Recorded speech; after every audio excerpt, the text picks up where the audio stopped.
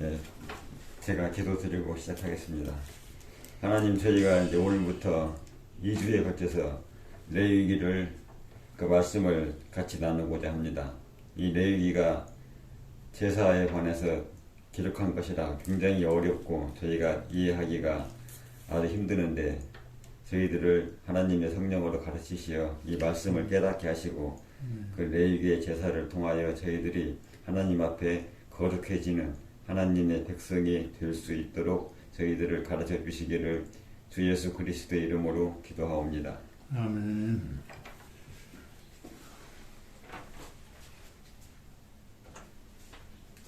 레위기를 보겠습니다. 레위기는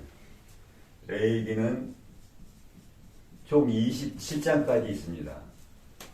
이 레위기가 성경 전체에서 가장 어려운 성경이 아닌가 그런 느낌이 많이 들어요. 레위기를 볼 때마다 제사 문제를 많이 다루고 있는데 이게 굉장히 헷갈리기도 하고 또 용어도 새롭고 또 그 과정도 굉장히 복잡해 가지고 아주 이게 난해합니다. 레위기를 저희가 간단하게 보면은 두 파트로 나눕니다.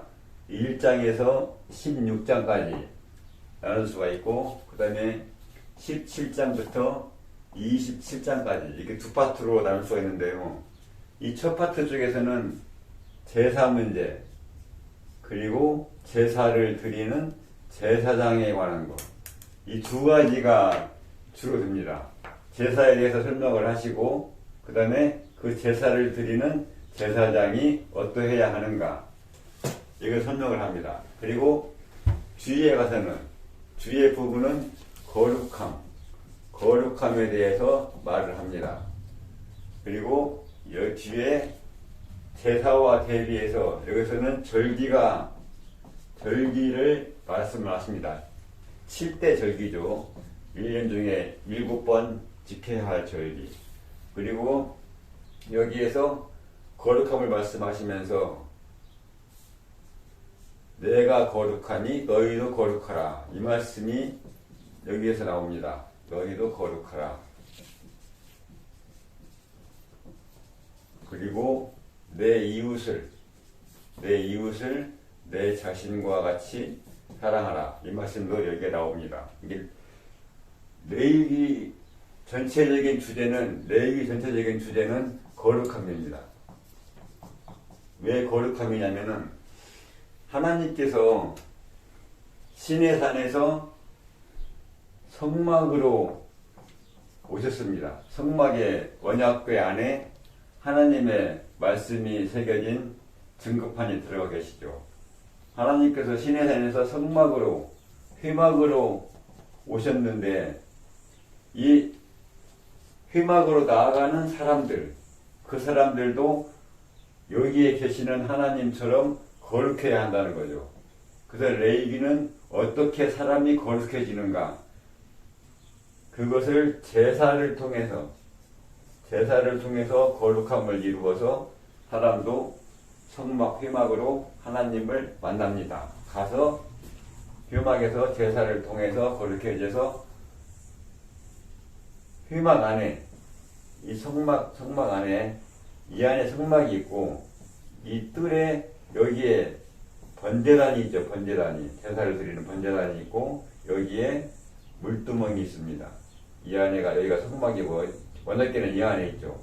그렇기 때문에 성막에 들어가기 전에 번제단이 있어요. 이 의미는 여기가 문이 있는데 회막 문에 사람들은 여기까지 갈 수 있습니다. 자기의 짐승을 가지고서 소나 양을 가지고서 그러면 제사장이 여기에서 제사를 드리죠. 그럼으로써 여기 제사를 통해서 거룩해진 뒤에 성막으로 들어가서 있다는 거죠. 성막에서 들어가서 일을 하는 제사장들도 여기에서 속죄제와 번제를 드려서 거룩해진 뒤에 성막으로 들어갑니다. 마찬가지로 사람들도 이 제단 위에서 제사를 통해서 거룩해진 뒤에 성막으로 들어갈 수가 있죠. 그러므로 이 앞부분은 제사고 이 뒷부분은 거룩함. 결국은 같은 얘기입니다. 제사를 통해서 거룩해지고 여기서는 거룩하게 살아야 되고 마찬가지죠. 하나님께서 성막으로 오셨다는 것이 어떻게 우리가 알 수 있냐? 어떻게 우리가 확인할 수 있냐면은 레위기를 시작할 때 레위기 1장 1절에 레위기 1장 1절의 시작이 여호와께서 회막에서 모세를 불러. 그죠? 레위기 1장 1절 시작이 레위기 1장 1절이 여호와께서 회막에서 모세를 불렀어요. 회막에서. 그전에는 어디서 불렀죠? 시내산. 그전에는 시내산에서 불렀는데 시내산에 계시는 여호와께서 회막으로 오신 거죠. 그러니까 회막에서 이번에는 이제부터는 회막에서 모세를 부르십니다. 시내산에서 불러가지고 올라와라고 하시지 않고 회막에서 부르시죠. 그다음 거기로 모세가 회막으로 나아갑니다. 그래서 첫 번째 주는 이번 주는 저희가 레위기 1장부터 16장까지 하겠습니다. 그러면 레위기 1장부터 5장까지는 제사 문제가 나옵니다.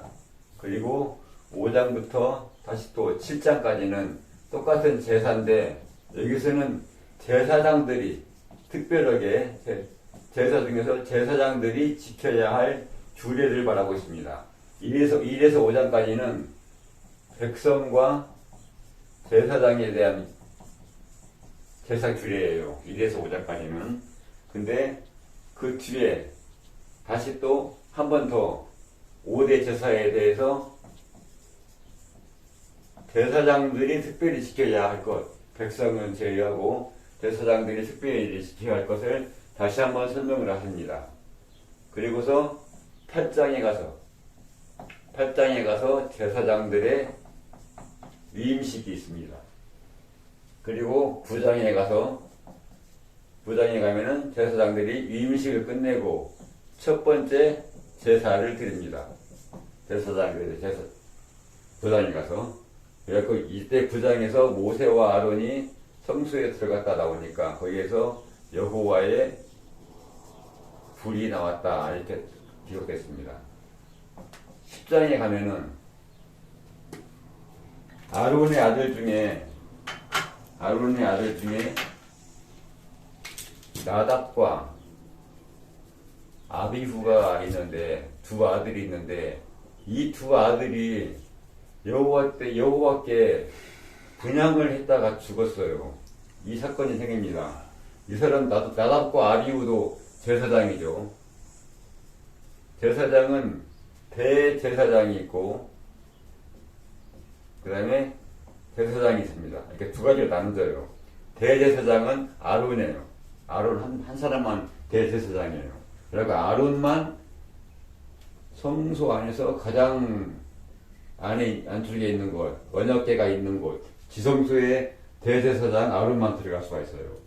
나머지 아론 이외의 제사장들은 주로 제사 업무를 하죠.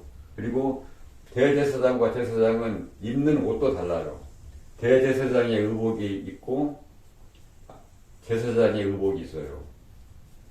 대제사장이 입는 의복은 아론이 죽은 뒤에 다른 사람이 대제사장이 되면은 이 아론이 입던 옷을 그 대제사장이 물려 있습니다. 그러니까 이 의복은 딱 한 벌이에요. 아론이 입는 것. 여기에 우림과 둠빔이라는 판결 흉표가 있고 또 관을 쓰고 여호와께 성결 이것도 있습니다. 이 대제사장의 옷에만 이것이 있어요.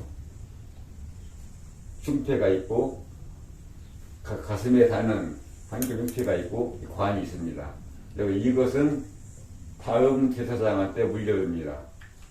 그래서 대제사장 아론과 모세가 첫 제사를 드리고 성막에 들어갔다 나오면서 여호와의 불이 나오니까 제사장인 나답과 아비후도 분향을 드렸어요. 근데 이 두 사람이 여호와의 불에 의해서 죽었어요. 이게 상당히 중요한 사건이 되는데,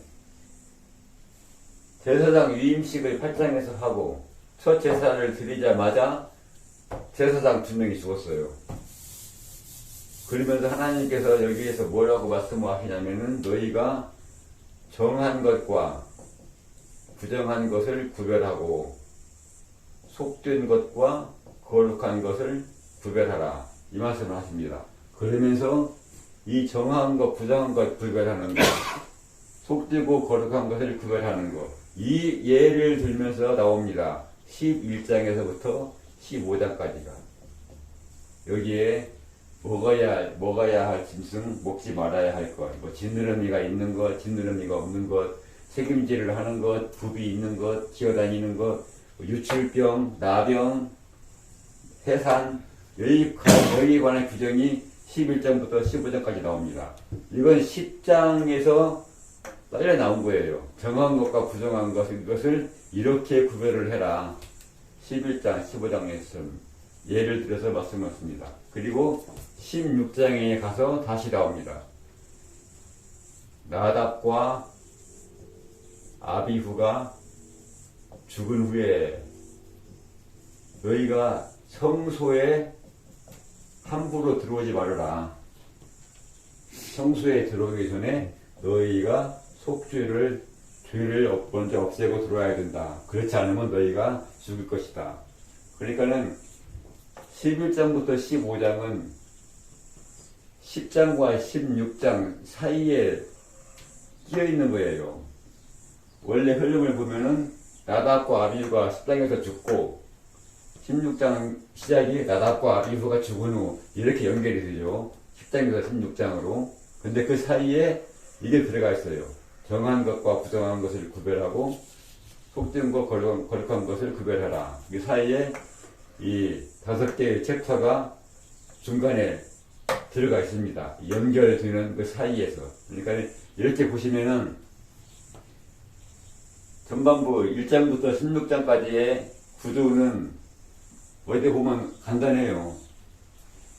5대 제사를 설명하시고, 그 다음에 다시 그 중에서 제사장들이 지켜야 할 것을 또 한번 설명을 하시고, 제사에 대한 설명이 끝난 뒤에 위임식을 했습니다. 왜냐하면 이 위임식에서 제사장들을 위해서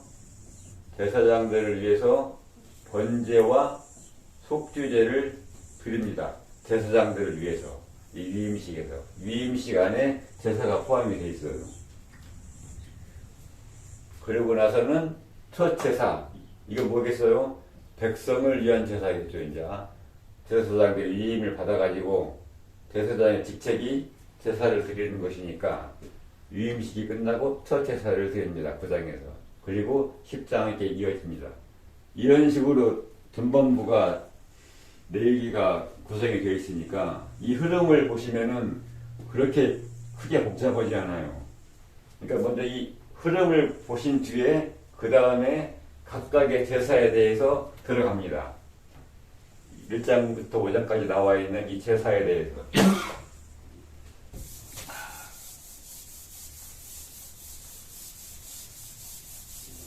저희가 레위기가 왜 어렵냐, 왜 어렵게 느껴지냐.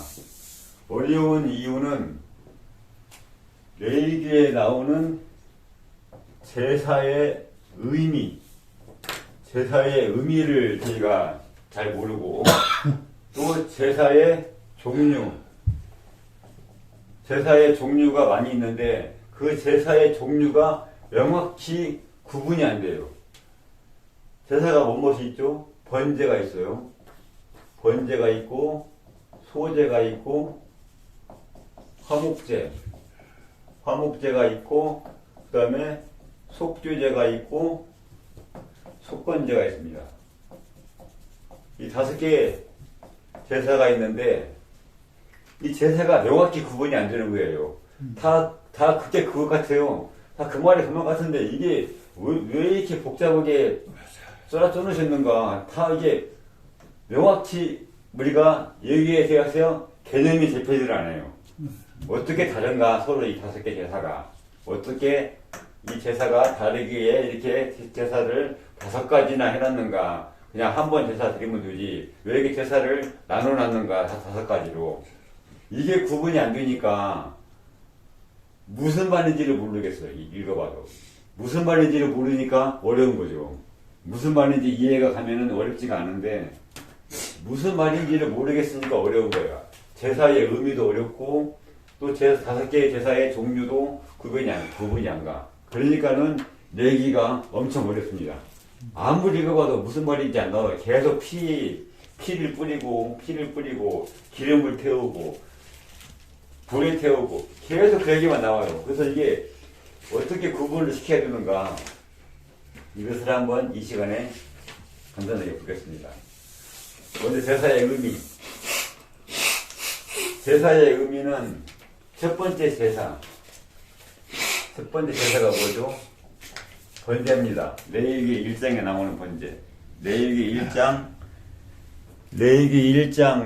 1절부터 레위기 1장 17절까지 1장의 번제가 나오는데 그 중에서도 레위기 1장 1절에서 1장 9절까지 번제 중에서도 첫 번째 번제 중에서도 또 이게 번제의 제물이 송아지인가 양이나 염소인가 또 이게 뭐 비둘기인가 이게 또 나눠져요. 또 번제 안에서도 또 그러니까 더 어려워지는 거예요. 이제 종류가 제사가 5가지 있는데 또 그 제사 안에서도 제물을 뭘로 쓸 것이냐 송아지를 쓸래 뭘 쓸래 여기서 또 나눠져요. 그러니까 이게 더 복잡해지는 겁니다.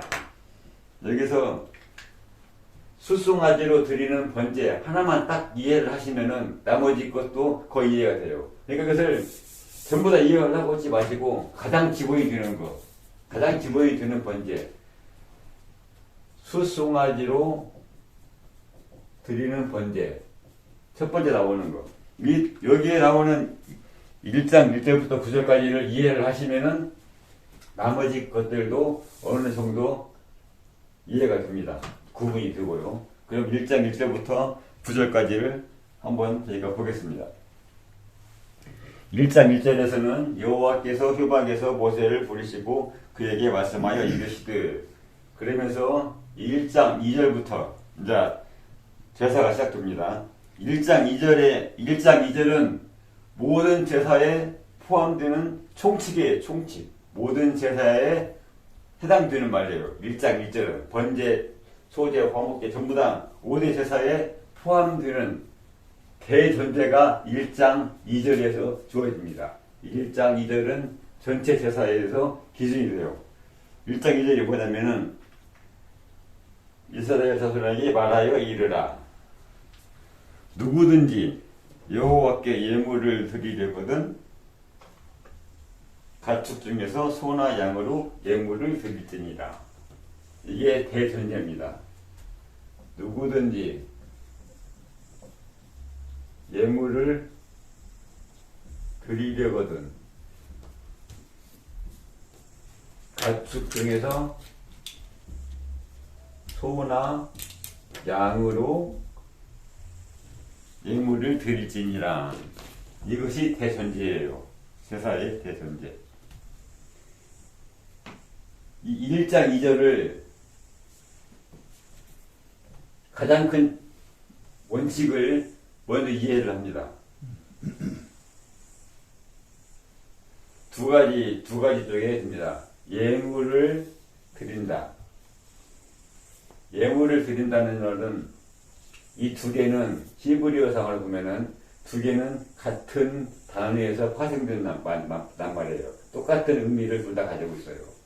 예물이란 말이 원래 드린다는 말에서 나왔어요. 예물은 뭐예요?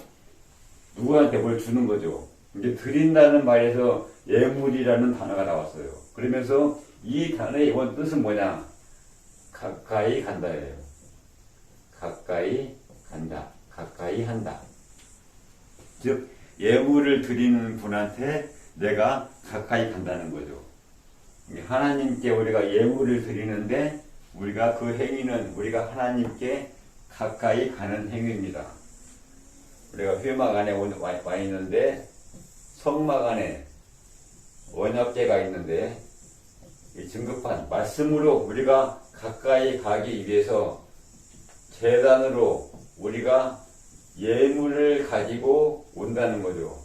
예물을 드리려고 제단에 우리가 왔어요.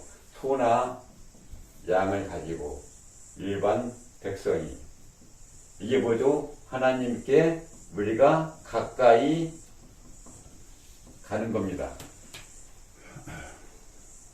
하나님은 이 성막 안에, 이 안에 하나님께서 계시죠. 여기는, 이 밖에는 백성들이 살고 있어요. 예물을 가지고 하나님께로 우리가 갑니다. 예, 하나님께 가까이 가는 거예요. 하나님을 만나러 오는데 예물을 가지고 왔어요. 근데 그 예물은 무엇이어야 되냐? 가축이어야 돼요, 가축. 소나 양이 중요한 게 아니라 가축이요, 가축. 가축이란 말은 뭐죠? 집에서 기르는 거죠. 즉, 뭐예요? 호랑이나 사자가 예물이 아니에요. 호랑이나 사자나 토끼나 밖에서 돌아다니는 토끼나 표범이나 이런 것은 예물이 안 됩니다. 가축 중에서 갖고 오라했어요. 가축 중에서 가져오라고 했어요. 왜 그러냐? 이게 가축이란 말이 중요합니다. 이게 가축이란 말은 히브리에 다들 보면은 길들여진 온순한, 여기도 무슨 말이 있죠? 주인 말을 잘 듣는. 가축은 주인 말을 잘 듣죠. 소나 양이. 이러니까 가축이에요. 즉 뭐예요? 여기에 예물을 가지고 오는 누구든지 이 사람도 가축같이 돼야 한다는 얘기죠. 이 사람도 하나님 앞에 온순하고 하나님 말씀을 잘 듣는 사람이 한다는 말이에요. 예물을 가지고 오는 사람도. 성경에 들어있는 단어들을 약간 유심히 볼 필요가 있어요. 여기에 오는 사람들도 예물을 가지고 오는데 예물이 가축 가운데 소나 양인 것처럼 사람도 그렇게 하나님 앞에 가축처럼 하나님 말씀을 잘 듣는 사람이어야 한다. 그 말이 여기에 들어가 있어요. 그러니까 뭐죠? 이 가축을 가지고 오는 사람 누구든지 이 두 사람이 동일시되어 있어요. 가축을 가져오는 사람과 가축과 동일하다 이거죠.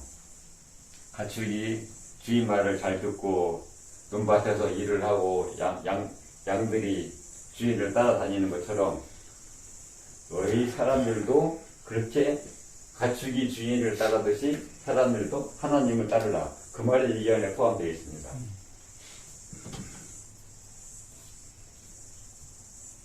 그러니까는 제사를 드리는 소나 양과 제물과 제사를 드리는 사람, 그걸 소나 양을 가지고 온 사람, 이 두 사람이 지금 같이 가는 거예요. 그러니까는 번제단 위에서 불에 태워지는 것은 소나 양이 태워지지만 하나님께서 의도하시는 것은 사람도 그렇게 번제단 위에서 태워져야 한다고 말이에요. 사람도 그렇게 하나님께 사람이 태워져야 한다. 그 의미를 소나 양으로 비유를 들은 거예요. 사람을 태울 수는 없으니까요. 네. 사람을 태울 수는 없으니까 소나 양으로 비유를 들어서 사람도 이렇게 소나 양이 태워져서 하나님 앞에 불탄 연기가 올라가서 하나님 앞에 향기로운 냄새가 된다 했어요. 향기로운 냄새가 드는 것처럼 사람의 삶도, 사람도 그렇게 하나님 앞에 향기로운 냄새를 풍기는 삶을 살아야 한다. 번제단 위에서 불을 태워지는 것처럼 그렇게 예물을 가지고 오는 사람과 그 예물이 동일하게 보여집니다. 그렇게 성경은 예물을 비유를 들고 있어요. 이렇게 1장 2절이 지나가고 그 다음에 1장 3절로 넘어갑니다.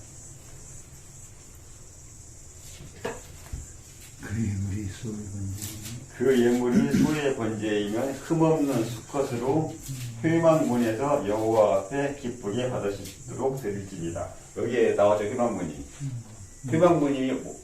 회막문에서 드리라. 그 말 뭐죠? 회막문에 있는 번제단 위에서 드리라고 말이죠. 그렇기 때문에 회막문은 여기라는 거죠. 회막문에서 드리라고 했으니까. 그러면 3절에서는 그 예물이 소의 번제이면 흠없는 수컷으로 회막문에서 여호와 앞에 기쁘게 받으시도록 드릴지이다. 흠없는 수컷으로 회막문에서 여호와 앞에 기쁘게 받으시도록.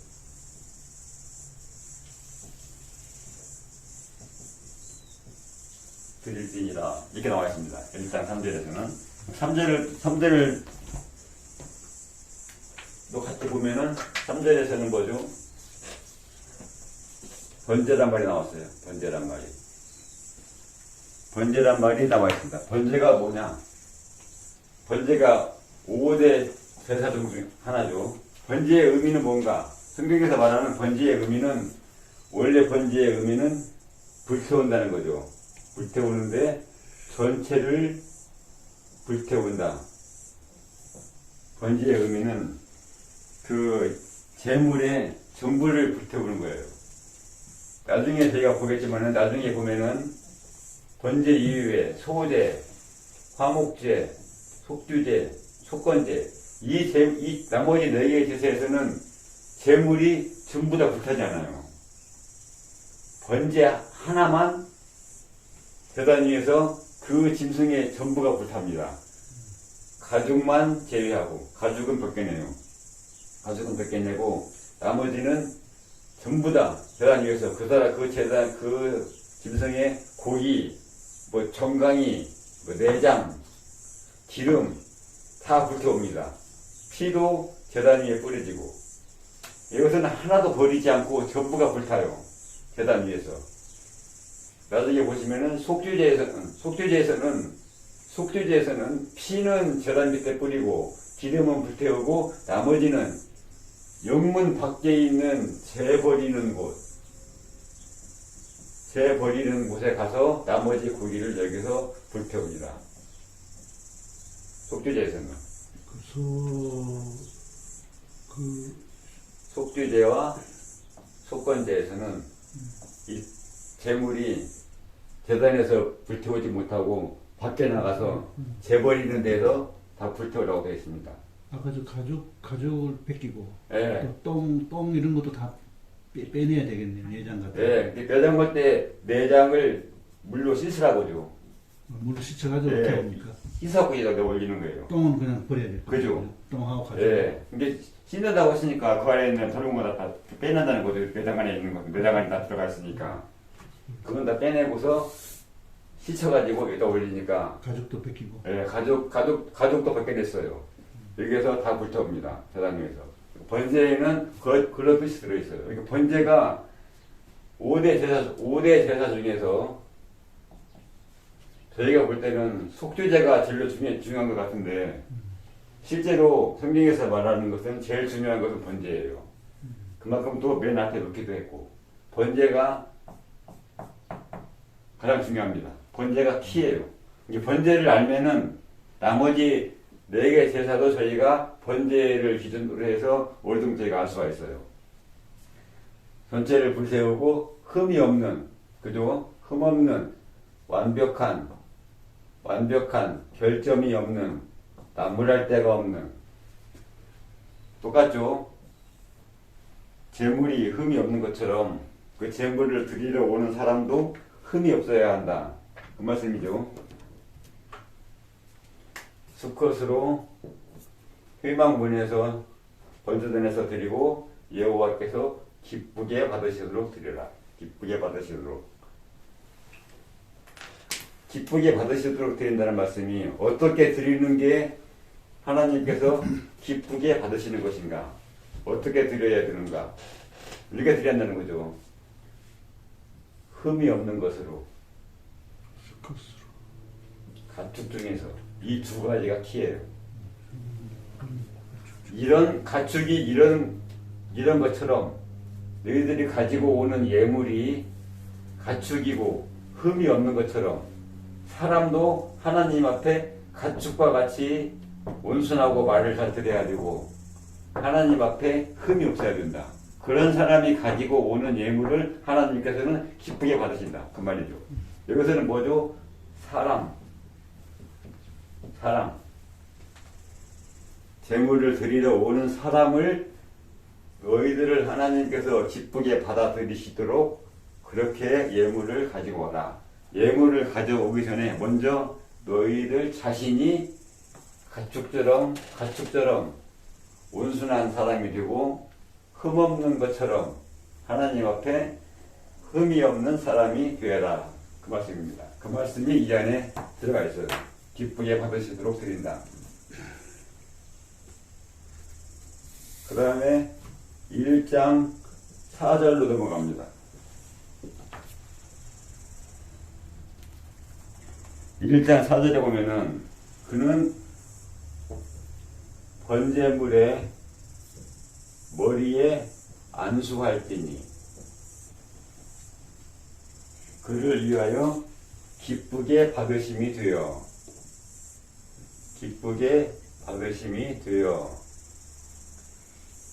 그를 위하여 속죄가 될 것이라. 이 말씀이 또 헷갈려요. 속죄가 된다고 그랬어요. 속죄가 되면 뭐예요? 이게 속죄제잖아요. 왜 속죄제가 아닌데 왜 여기서 안수를 해가지고 속죄를 하게 됐느냐? 속죄제 제사에서 원래 안수하는 거 아니냐? 이렇게 나오죠 이제. 속죄제가 따로 있는데 왜? 네, 속죄제가 이렇게 있는데 여기서 두지 왜 여기서 이렇게 안수하고서 속죄를 받으라고 하느냐? 재물을 가지고 오는 사람이 아무리 해도 성경에서 말하다시피 완벽하지 못해요. 그러니까는 이 사람이 자기는 죄 때문에 오지 않았어요. 그죠? 자기는 죄 때문에 오지 않았는데 하나님께서 보시기에는 이 사람이 완벽하지 못해요.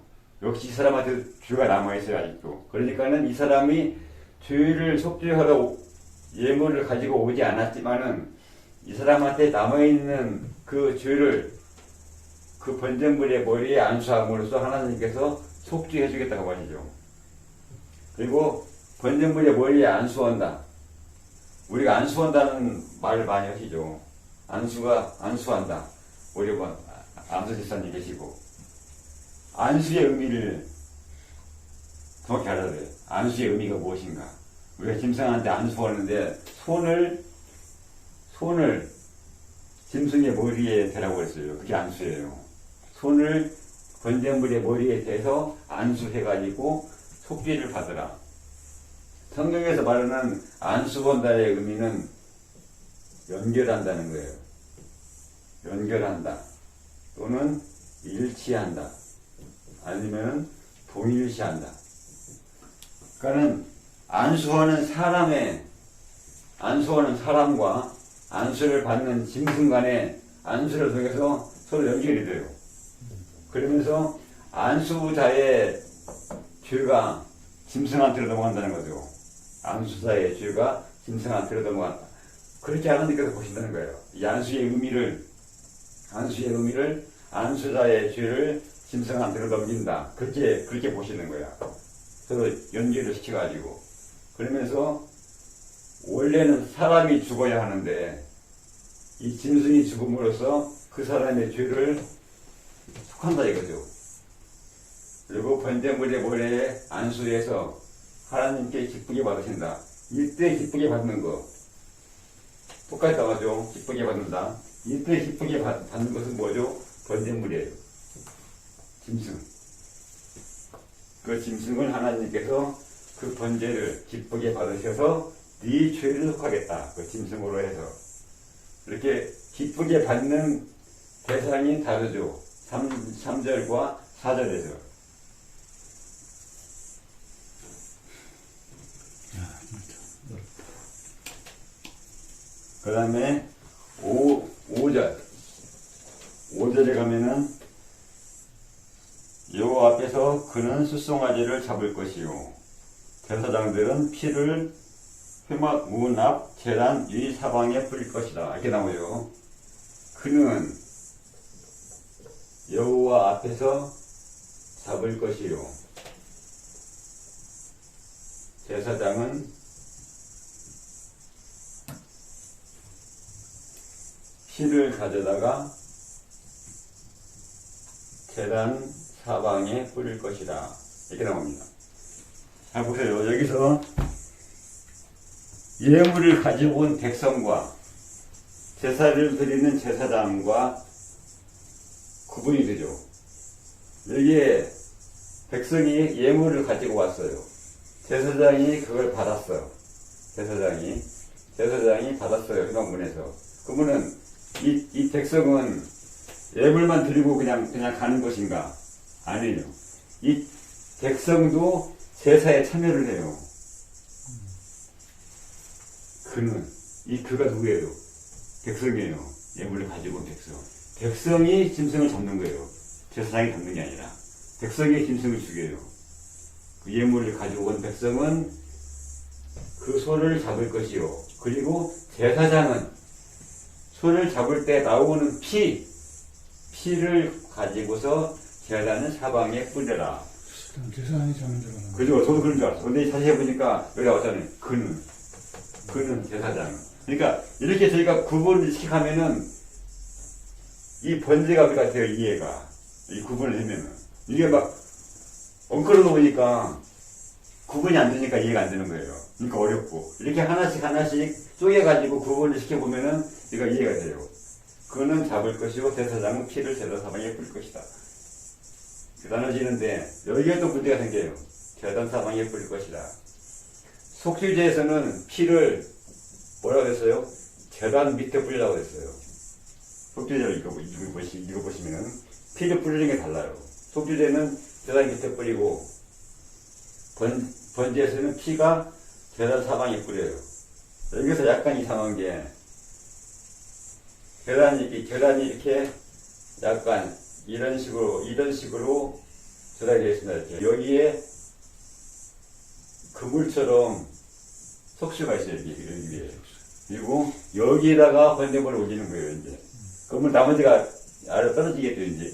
이렇게 조작이 되어 있어요. 저도 그림을 보니까 저는 이렇게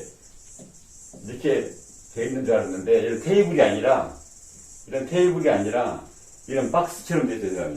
그래가지고 여기에 석쇠가 있고 여기서 태우는 거예요.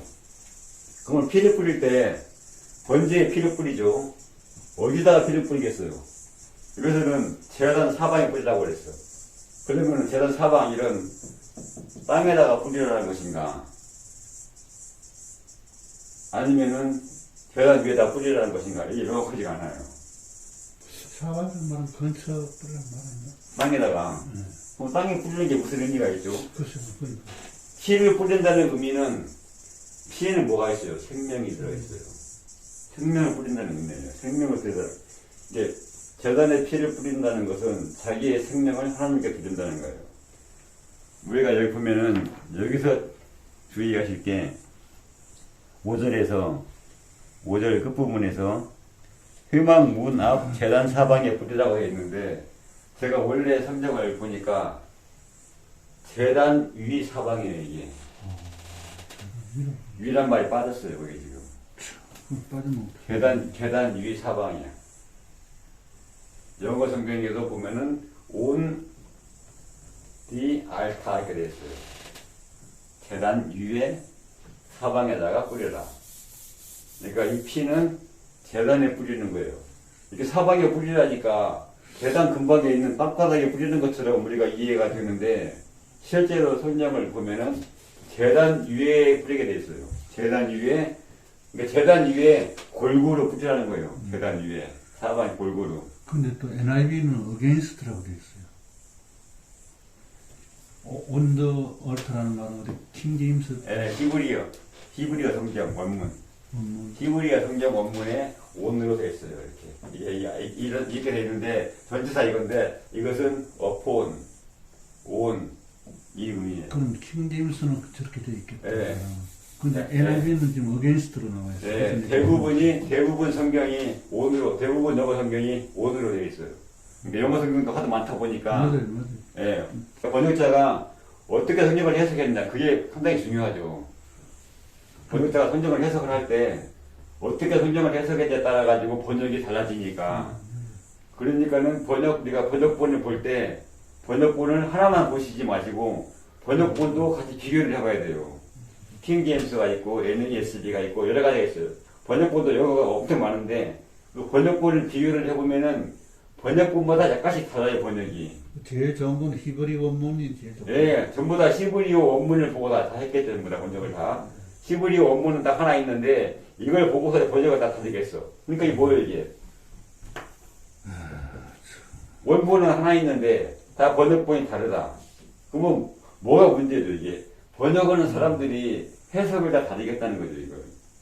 그러니까 번역본을 보실 때도 하나만 보시지 말고 여러 가지를 보고서 어떤 것이 맞나를 판단하셔야 돼. 킹 제임스 버전이 이게 가장 오래된 영문 번역본이에요. 킹 제임스 버전이. 그리고 이제 이것이 고어체로 쓰여졌다고 해서 너무 오래돼서 이것이 NKJV가 뉴 킹 제임스가 나왔어요. 다시 또. 이게 너무 이게 영어가 여기에 보면은 뭐 다우 이 유라는 말의 옛날 표현이에요. 이렇게 다우가 나오고 뭐 다이라고 나오고 또 뒤에 동사에 이스트가 붙고 이렇게 돼 있어요. 그러니까 이게 너무 고어체니까 NKJV가 나왔는데 KJV가 가장 먼저 나왔어요. 그러니까 많은 분들은 KJV가 가장 정확하다. 성경 번역가들은 성경 번역하는 사람들이 볼 때 여러 가지의 성경 사본이 있잖아요. 지금 성경 원본은 다 없어졌죠. 모세가 쓴 오경은 지금 없어요, 이제. 이건 뭐 양피지에 썼을 거니까 다 낡아서 이제 없어졌죠. 근데 이것을 다 뒤에 이것이 필사로 내려왔어요. 서기관들에 의해서. 서기관이 성경을 손으로 적는 사람들이에요. 서기란 말이죠. 서기관들이 별도로 있어가지고 이 사람들이 하는 일은 구약 성경을 손으로 다 적는 거예요. 굉장히 엄격하게 표현을 뒀어. 잘못 적지 않도록. 이 사람들이 쭉 성경을 필사해서 내려왔는데 이게 세월이 지나면서 많이 있겠죠. 그러면은 성경을 나중에 이제 고고학자들이 찾아봤을 때 성경이 많이 나오잖아요. 그러면은 어느 성경을 더 정확히 볼 것이냐.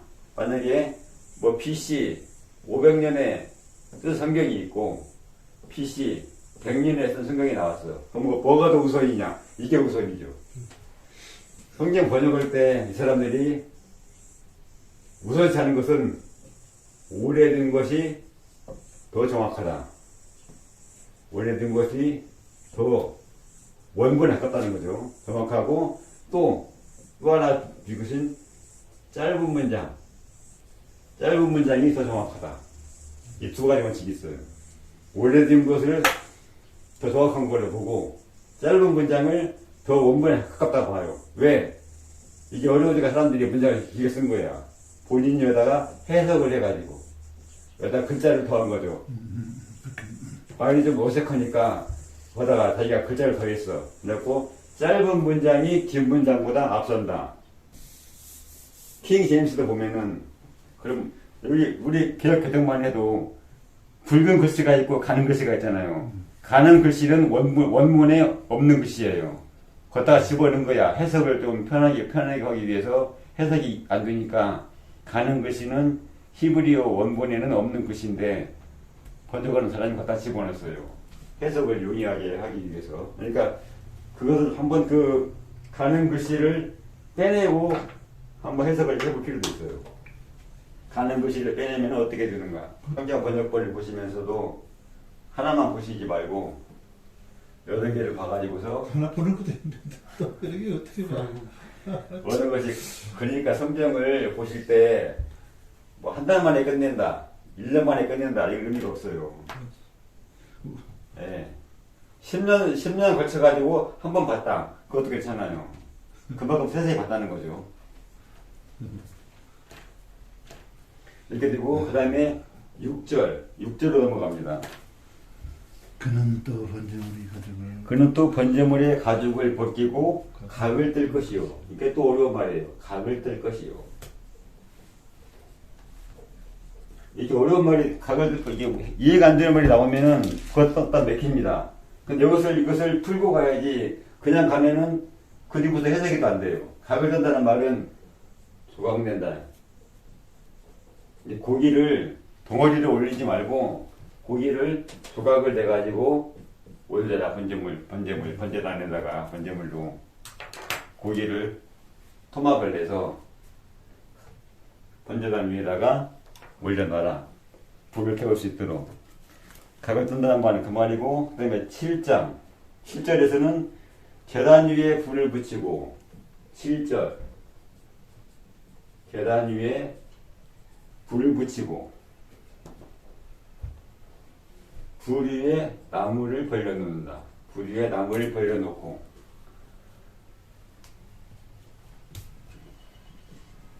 8절 그 뜬 각과 머리와 기름을 뜬 각과 머리와 기름을 그것을 보세요. 계단 위에 불 위에 있는 나무에 벌려놓는다. 계단 위에 있는 불 위에 있는 나무에 벌려놓는다. 불을 피우고 나무를 올려놓고. 그러니까는 여기 보시면은 계단이 있으면은 여기에 불이 펴져 있겠죠. 불이 폈는데 불이 있고 불 위에 나무가 있어요. 그 나무 위에 짐승을 뜬 각 고기 조각이 올라가고 맨 위에는 기름이 올라갑니다. 이렇게. 그리고 석쇠가 있는데 석쇠에다 올려놔야 됩니다. 석쇠에 올렸죠. 근데 나무에 올려놓으면 석쇠에다 올려서 있겠죠. 그리고 여기에다가 피는 이 주위에 뿌려졌어요. 이렇게. 그러니까 전체가 이렇게 됐어요. 피만 불에 안 올라가요. 피는 뿌렸으니까 안 올라가고 불 위에 불이 있고 나무가 있고 고기가 있고 그다음에 기름이 있어요. 이렇게 올려놓고서 불을 태웁니다. 그러니까 불에서 전부를 태우는 거예요. 이게 재물을 이렇게 태우는데 이 재물을 태우는 것이 이 재물이 양이나 손대. 말씀드렸다시피 여기서 이 예물과 누구든지 예물을 가져온 사람과 예물인 가축과 동일시한다고 그랬죠. 그러니까는 여기 보면은 번제단 위에 짐승이 올라가서 불에 탔지만은 하나님께서 말씀하시고자 하는 의미는 이것은 비유이고 실제로는 뭐죠? 여기에 사람, 우리 자신을 번제단 위에서 불태우라는 말씀과 같아요. 그러면은 내 자신을 번제단 위에서 불태워서 하나님께로 올라가게 한다. 이게 무엇을 의미할까요? 이게 내 자신을 제단에서 불태워서 하나님께 올려간다. 우리가 뭐죠? 신약으로 보면은 주의 제단에 산 제사를 드린다고 나오죠. 이게 성경에 나오는 찬송가도 나와요. 신약으로 넘어오면은 우리가 신약에서도 우리가 뭐죠? 제사장이에요. 선지자의 자손이요 너희는 왕같은 제사장이라. 제사장은 드릴 제물이 있는데 자기 자신이 산 제물이 드는 거예요. 신약에 와서는. 그러면은 우리도 제사를 드려요. 여기서 온 거예요, 이게. 여기에서 왔어요. 이 레위기에서 짐승으로 번제를 드렸는데, 신약으로 보면은, 우리가 그렇게 번제를 드려진 짐승처럼, 우리가 제사장에 대해서 산제사를 드려야 된다. 주의 재단 위해서. 이 재단 위해서. 그럼 이게, 이러한 행위가 무슨 뜻일까요, 이게? 이걸 한마디로 하면은, 이게 뭘 이렇게 형상화를 시켰을까요, 이게? 우리의 믿음 생활 중에서, 무엇을 이렇게 표현을 했어. 이렇게 비유로, 형상화로. 이걸 뭘 이렇게 표현을 했냐? 이건 뭐예요? 우리의 기도예요. 그래서 이것이 향기로운 냄새라고 그랬어요. 향기로운 냄새다, 하나님 앞에. 그리고 제사가 기도다. 제사는 기도이다. 이 말을 보겠습니다. 시편 141편 2절. 우리 그럼 같이 한번 읽겠습니다. 나의 기도가 주의 앞에 분향함과 같이 되며 나의 손드는 것이 저녁 제사 같이 되게 하소서. 뭐 나오죠? 기도가 뭐라 했어요? 나의 기도가 나의 기도가 분향이며 제사라는 거죠. 나의 기도가. 하나님 앞에 드리는 나의 기도가 분향같이 되며 제사같이 되게 하소서. 기도가 제사란 말이죠. 또 거의 비슷한 얘기가 솔로몬의 잠언 15장 8절. 잠언 15장 8절도 같이 읽겠습니다. 악인의 제사는 여호와께서 기뻐하셔도 정직한 자의 기도는 그가 기뻐하시느니라. 여호와께서 기뻐하신다. 보세요. 저희가 나중에 하게 될 시편이나 잠언, 이런 욥기 이런 것들은 굉장히 어려워 보이지만은 이 시편이나 잠언이나 욥기는 이게 왜 중요하냐면은 성경을 해석하는데 이 책들이 굉장히 도움이 돼요. 성경을 해석하는데. 그러니까는 시편을 쓴 사람들은, 잠언을 쓴 사람은 어떻게 레위기를 이해했는가? 그게 나오는 거예요, 그게. 어떻게 레위기를 이해했는가? 이 사람들은 어떻게 하나님의 법을 이해했는가? 여기 나오는 건 대부분들이 모세 오경을 기본으로 됐어요. 하나님, 나의 힘이 주신 여호와여 계속 나오는데 전부 다 모세 오경의 기반을 두고서 이렇게 있어요. 모세 오경이 가장 기본이 돼요, 구약에서. 그 때문에 시편이나 잠언, 욥기 이런 것들은 성경을 해석하는데 아주 중요해요. 이분들이 어떻게 성경을 해석하고 자기가 그것을 이해를 했는가가 여기에 나와 있어요. 똑같이 잠언, 방금 읽은 잠언이 나오죠. 악인의 제사는 미워하셔도 여호와께서 정직한 자의 기도는 기뻐하시느니라. 나오죠, 이제. 이게 대별을 했죠. 악인의 제사와 정직한 자의 기도. 이게 보이는 거죠. 악인의 제사, 정직한 자의 기도. 똑같다는 거죠. 제사가 기도구나. 여기서 나와요, 이렇게. 성경은 굉장히 묘하게, 아주 미묘하게 성경 스스로가 성경을 해석을 해놨어요. 그럼 우리가 이런 거에 기반을 해가지고 성경을 해석을 해야 정확합니다. 네, 이런 것에 기반을 두지 않고서 본인이 마음대로, 이 제사는 뭘 의미하냐. 이것은, 우리의 하나님에 대한 사랑이다. 이렇게 말을 하거나, 가장 정확하게 보면은, 제사는 기도를 의미한다는 거예요. 그리고, 기도는 이게 뭐예요? 이게 지금, 우리가 말할 때 기도는 하나님 앞에 말로 하는 거잖아요. 우리가 대부분 다 기도한다고 그러면은 하나님 앞에 내가 말씀을 드리잖아요. 근데 이게 뭐야? 나를 불태웠어요. 이게 뭐죠? 나의 행함. 내가 행하는 것이 그게 곧 나의 기도가 돼요, 하나님 앞에. 내가 말을 하지 않아도. 그러니까 가장 큰 기도는 우리가 하나님 앞에 말씀을 올리는 게 아니라 내가 하나님의 말씀을 행하는 것, 그것이 나의 가장 큰 기도예요. 하나님께 드리는. 그리고 내가 행함으로써 내 자신을 불태우는 것, 그것이 향기가 되는 것, 이게 하나님 앞에 가장 큰 기도예요. 예수께서도 뭐라고 했죠? 예수께서도 겟세마네에서 기도를 하는데 땀이 뭐라고 그랬어요? 땅에 떨어지는 핏방울 같다고 그랬어요. 그죠?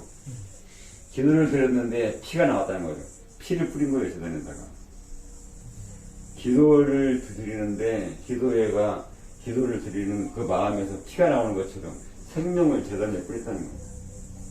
그러니까는 기도는 우리의 행함이에요. 그러므로 이 재단은 뭐예요? 우리의 하나님의 말씀 위해서 내 몸을 불사르는 거예요. 말씀을 내가 행하기 위해서, 내가 말씀대로 살기 위해서 내가 죽는 거예요. 재단 위해서. 이것이 우리가 드리는 산제사야. 주의 재단은 뭐예요? 주의 재단이 곧 말씀이라는 거죠.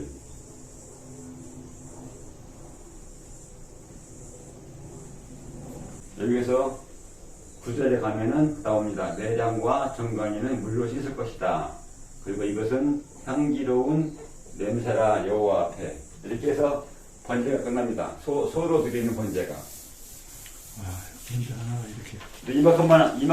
이만큼만 아시면은 나중에 뒤에 나오는 제사들이 거의 구분이 돼요. 그러면서 5대 제사를 구분을 하는데 간단하게 제사를 한번 구분해보면은 5대 제사인데 여기서 번제와 소제와 화목제 이 세 가지는 자원이에요. 자원. 본인이 원해서 하는 거예요. 이 세 가지는. 그 다음에 속주제와 속건제. 이건 죄이기 때문에 이걸 의무예요. 세 가지는 자원으로 드리는 거고 이 두 가지는 의무적으로 드리는 겁니다. 이렇게 5대 제사를 두 가지로 나누실 수가 있어요. 그리고 여기에서 이 번제, 소제, 화목제 여기에 대해서만 향기로운 냄새라 이 말씀이 들어가요. 이 속죄제와 속건제에서는 향기로운 냄새란 말이 안 들어갑니다. 그러니까 자원에서 드리는 이 제사들, 하나님께 드리는 번제, 소제, 화목제, 저희가 이 번제를 하면서 시간이 많이 걸려가지고 뒷부분은 나머지 부분은 다음에 하겠습니다. 아니면 저희가 이제 내일기를 읽어 나가는데 내일기를 읽어 나가는 그 과정에서 다 못한 것은 그때 말씀을 드리겠습니다. 오늘은 여기까지 하겠습니다. 수고하셨습니다. 감사합니다.